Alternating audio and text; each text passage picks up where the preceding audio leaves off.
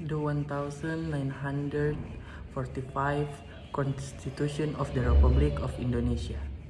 Preamble, whereas freedom is the inalienable right of all nations, colonialism must be abolished in this world as it is not in conformity with humanity and justice. And the moment of rejoicing has arrived in the struggle of the Indonesian freedom movement to guide the people safely and well to the threshold of the independence of the state of Indonesia, which shall be free, united, sovereign, just, and prosperous. By the grace of God Almighty and impelled by the noble desire to live a free national life, the people of Indonesia hereby declared their independence. Subsequent thereto, to form a government of the state of Indonesia, which shall protect all the people of Indonesia in their entire native land, and in order to improve the public welfare, to advance the intellectual life of the people, and to contribute to the establishment of a world order based on freedom, abiding peace, and social justice. The national independence of Indonesia shall be formulated into a constitution of the Sovereign Republic of Indonesia, which is based on the belief in the one and only God, just and humanity, the unity of Indonesia, democracy guided by the inner wisdom of deliberation amongst representatives, and the realization of social justice for all the people of Indonesia. Content of the Constitution. Chapter 1, Form of the State and Sovereignty. Article 1. 1. The state of Indonesia shall be a unitary state which has the form of a republic. 2. Sovereignty shall be vested in the people and shall be exercised in full by the. Chapter 2. The People Consultative Assembly. Article 2. 1. The People Consultative Assembly shall consist of the members of the People's Representative Assembly augmented by the delegates from the regional territories and groups as provided for by statutory regulation. 2. The People's Consultative Assembly shall be met at least once in every 5 years in the capital of the state. 3. All decisions of the People Consultative Assembly shall be taken by a majority vote.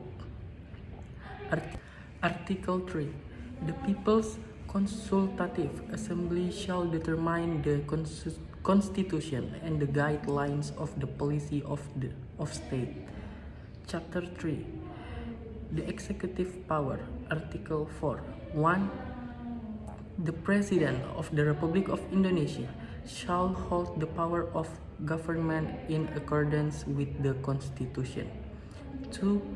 In exercising his duties, the President shall be assisted by a Vice President. Article 5. 1. The President shall hold the power to make statutes in agreement with the People's Representative Assembly.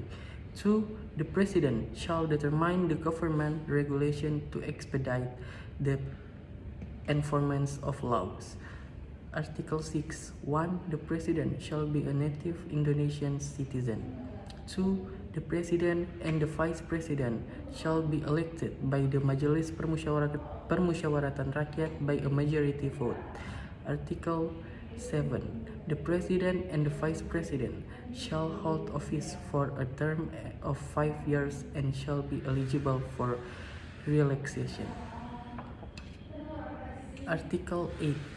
Shall the President die, resign, or be unable to perform his duties during his term of office, he shall be succeeded by the Vice President until the expiry of his term of office.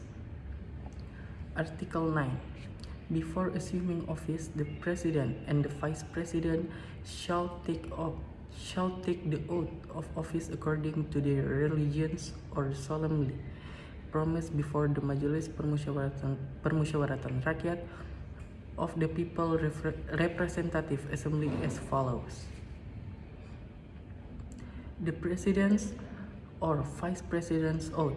In the name of God Almighty, I swear that I will perform the duties of the President of the Republic of Indonesia to the best of my ability and as just as possible, and that I will strictly observe the Constitution and consistently implement the law and regulation in the service of the country and the people. The President or Vice President promise.